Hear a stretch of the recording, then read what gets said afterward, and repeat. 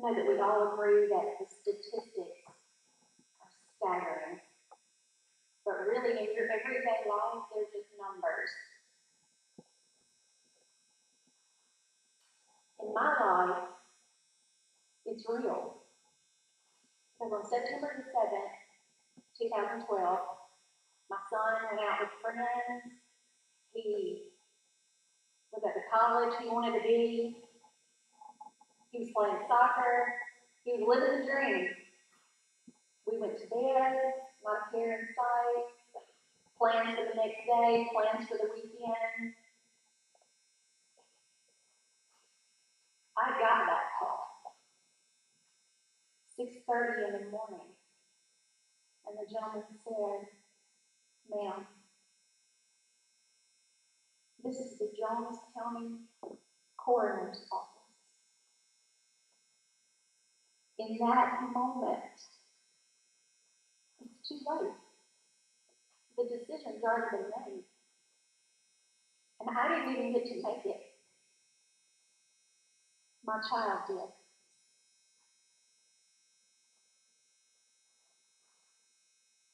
Here are a few statistics for you.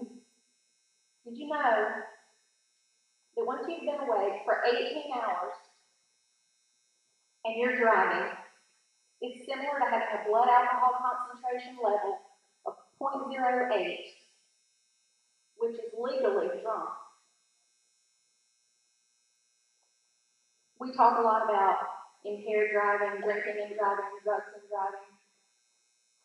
Driving tired is just as deadly as driving drunk.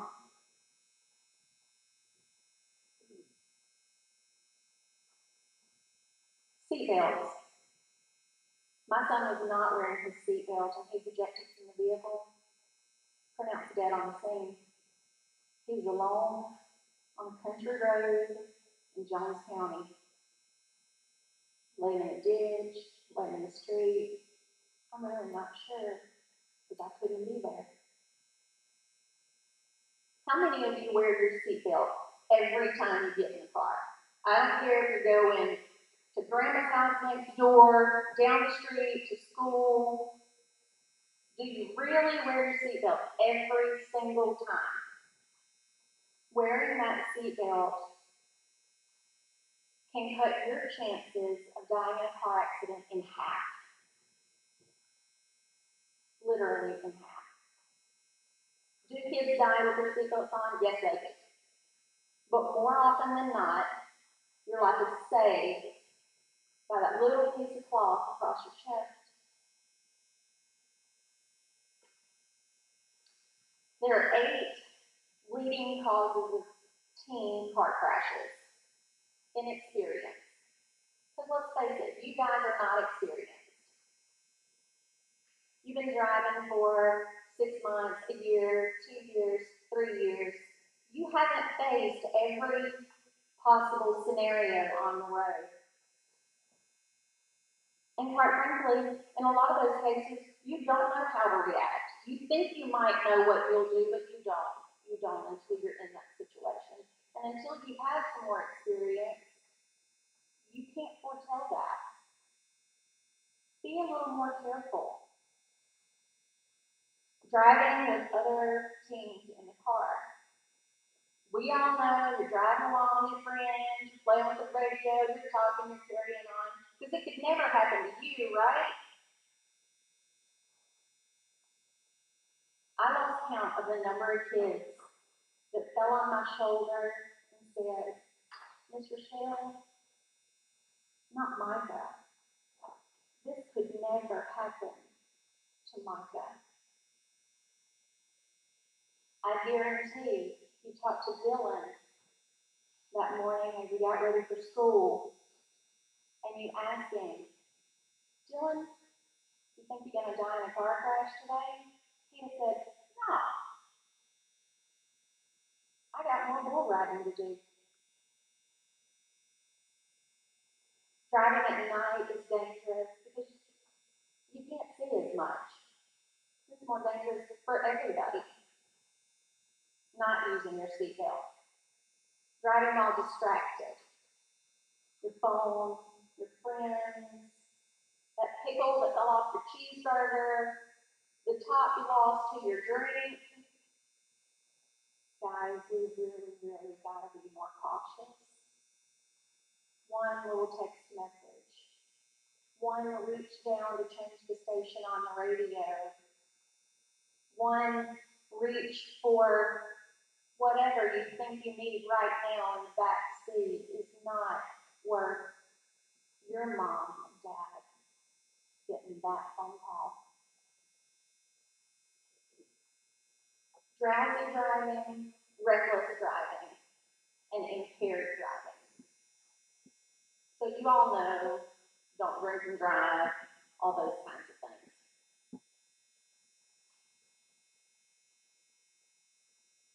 In 2013, 2,163 teenagers aged 16 to 19 died in car crashes.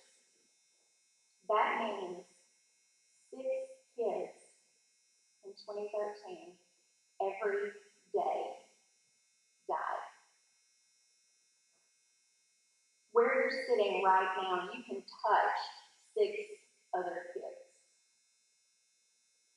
Just think about that a second. You probably got 6 best friends. 6 kids every single day. So now I want you to think about who loves you. Because your choices in these situations,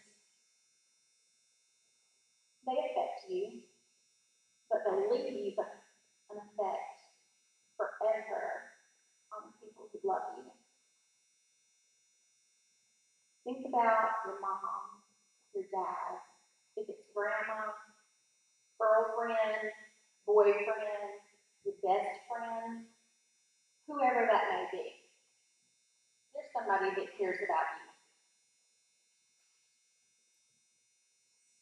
Simply not putting on your seatbelt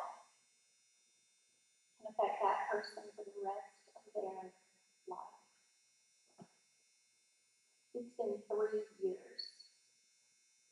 Some of you weren't even in high school yet 3 years ago. 3 years.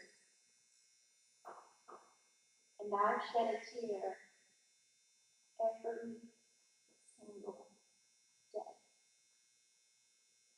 Because I see on Facebook, I see Micah's friends, and they're getting married, and they're having babies, and they're graduating from college, and they're doing all the great things that Micah was supposed to do. But Micah made one bad choice. Just one. He actually made a couple.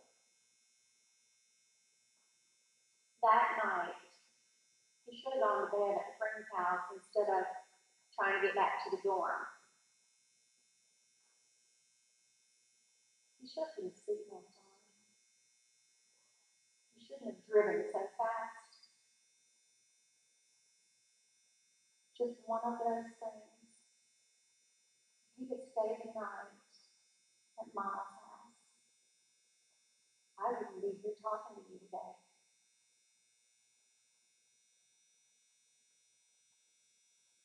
Adam, Dylan, if they had just slowed down, I'd much rather you be tardy for school than for your mom to have to meet you at the hospital.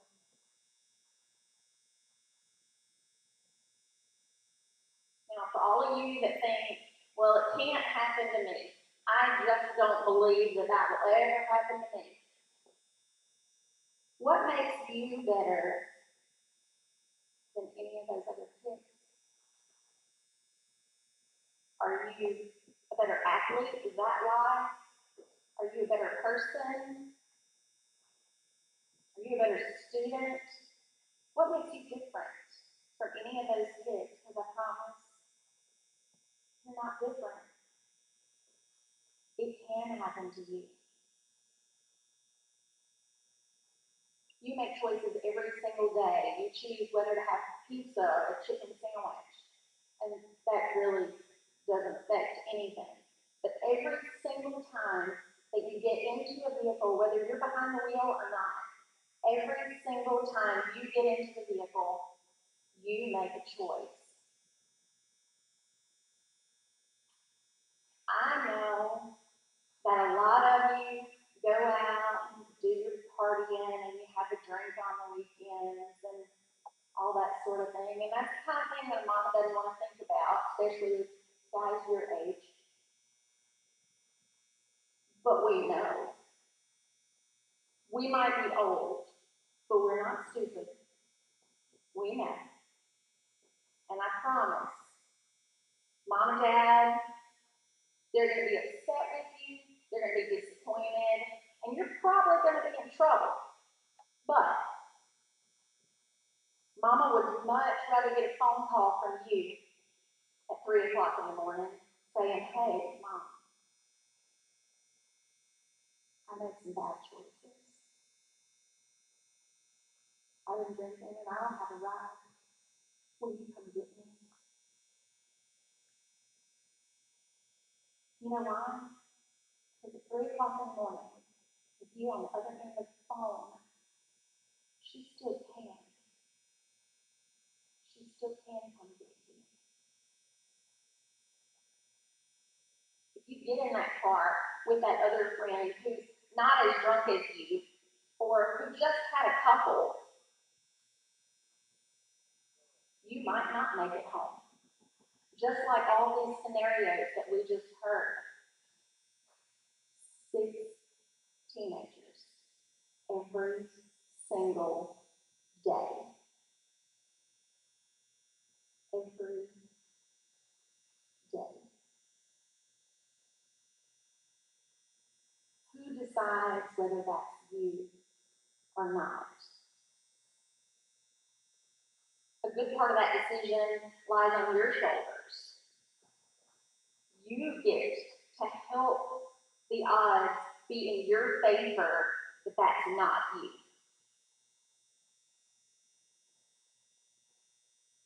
Keep each other accountable. Make good decisions. Make good choices. If it's not cool to wear your seatbelt, ask yourself, is your funeral cool? There are no cool funerals. None. And if you forget, I'll tell you what. Take out your phone and dial 601-513-0389. That's Micah's number. Phone's in his pocket. You won't get it. Maybe 6 feet under the ground. But you can call him. And you'll never hear another human being. Because his daddy will pay for that line so he takes his last breath. So if you forget, if you need a reminder, call Micah. Call Sam. Call Dylan. These are people you know. You guys have lived this. You've lived this pain. And many of you, along with me, still do every single day you live through this pain.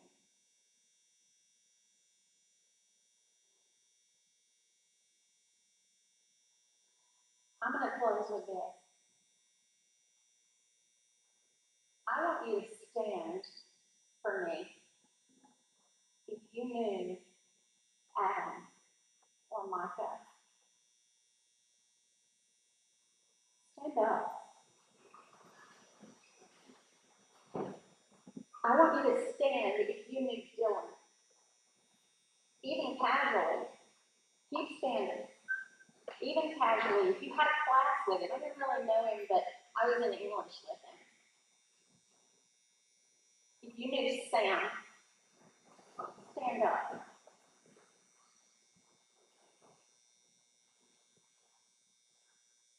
almost every single person in this gym right now is standing. If you think it can't happen to you, you tell me why not. You tell me. Because you know it can. If it can happen to those guys, because they are all cool. They are all great athletes. They were all great kids. Tell me one good reason why it can't happen to you.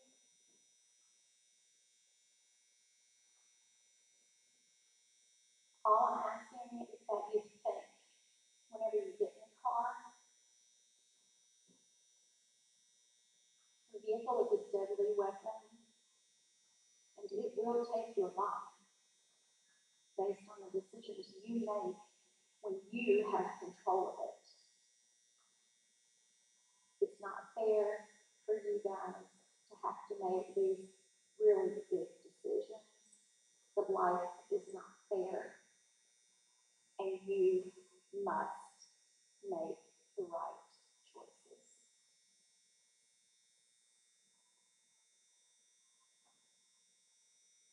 If you need a reminder, I have these little stickers made. You guys can see. I have these little stickers made. On the back it says, "This is a symbol of your love for Micah. To commit a commitment to honor Micah's memory, promise to Micah that you and all your passengers will use cell phones with extreme caution and always buckle up." Stop and get one of these. My family has them. Bobby's got some in the office. Put it on your car. Every time I look in my rearview mirror, I see this and it reminds me. This is not just for Micah. Substitute whoever's name you want. At Parkdale, Micah died first, and I had these done. Had I known I should wait 3 years, I could have had lots of numbers on this sticker. But as it stands, 21 represents all those boys that we love. Let it be your reminder.